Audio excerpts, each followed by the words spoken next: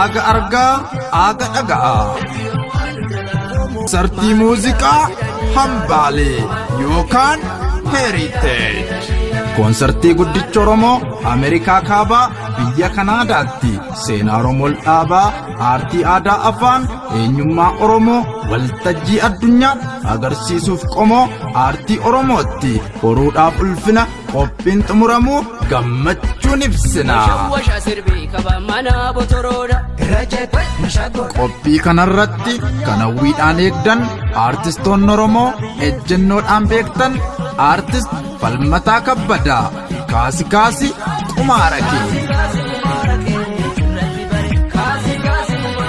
aartist Caalaa Daggafaa Shakkine Shakkii,